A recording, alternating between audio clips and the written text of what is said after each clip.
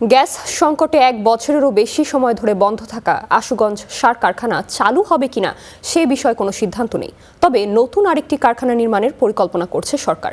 এটি চালু করতে দৈনিক প্রয়োজন প্রায় 48 মিলিয়ন ঘনফুট গ্যাস। মধ্যপ্রাচ্য যুদ্ধের ফলে আন্তর্জাতিক বাজারে সারের দাম বাড়ায় আশুগঞ্জ কারখানাটি চালুর দাবি জানিয়েছেন শ্রমিকরা। মেঘনা পাড়ের 4 দশকেরও বেশি সময় আগে প্রতিষ্ঠিত আশুগঞ্জ সার কারখানাটি এখনও প্রতিদিন প্রায় 1100 টন ইউরিয়া সার উৎপাদনে সক্ষম। আগে এর নাম জিয়া সার কারখানা হলেও আওয়ামী লীগ সরকারের সময় নাম পরিবর্তন করে রাখা হয় আশুগঞ্জ সার কারখানা। গ্যাস সরবরাহ বন্ধ করায় 2025 সালের মার্চ থেকে বন্ধ সার উৎপাদন, ফলে দৈনিক প্রায় 5.5 কোটি টাকার সার উৎপাদন হচ্ছে না। তবে পরিশোধ করতে হচ্ছে শ্রমিক কর্মচারীদের বেতন, যন্ত্রপাতি রক্ষণাবেক্ষণ সহ আনুষঙ্গিক খরচ।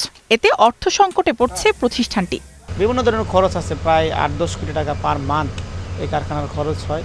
তো এখন উৎপাদন বন্ধ হয়ে গেলে তো কারখানার আর কোনো আয়ের পথ থাকে না, শুধু খরচের পথগুলো কিন্তু ঠিকই থাকে, যার ফলে এই কারখানা আর্থিকভাবে দুর্বল হয়ে গিয়েছে। মধ্যপ্রাচ্যের যুদ্ধের পরিস্থিতির কারণে আন্তর্জাতিক বাজারে সারের দাম বাড়ছে। এ অবস্থায় যুদ্ধ দীর্ঘায়িত হলে ব্যাহত হতে পারে সার আমদানি, যার নেতিবাচক প্রভাব পড়বে সার বিতরণ কার্যক্রমেও। তাই সংকট মোকাবেলায় দেশের বন্ধ সার কারখানাগুলোর চালুর দাবি সংশ্লিষ্টদের।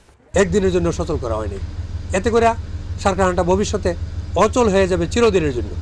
তো এই জন্যেই 20,000 কোটি টাকার এই সম্পদ রক্ষা করতে হলে দ্রুত এটাকে সচল রাখা এবং দ্রুত চালু করা দরকার। বন্ধ কারখানায় উৎপাদন কবে নাগাদ চালু হবে সে সম্পর্কে সুনির্দিষ্ট কোনো তথ্য না থাকলেও আশুগঞ্জে সরকার নতুন আরেকটি সার কারখানা স্থাপনের পরিকল্পনা করছে বলে জানান কারখানা কর্তৃপক্ষ। নতুন এখানে কারখানা হওয়ার জন্য এরকম হয়তো ইউরিয়া ফার্টিলাইজার, নল ড্যাপ, নল টিএসপি, যে কোনো একটা ফার্টিলাইজার নতুন করে করা হবে। অ্যাজ ওয়েল এজ নতুন হওয়ার আগ পর্যন্ত আশুগঞ্জকে চালু রাখার জন্য সিদ্ধান্ত হয়েছে। পুরোদমে সার উৎপাদনের জন্য প্রতিদিন কারখানাটির প্রায় 48 মিলিয়ন ঘনফুট গ্যাসের প্রয়োজন। Desk report, star news.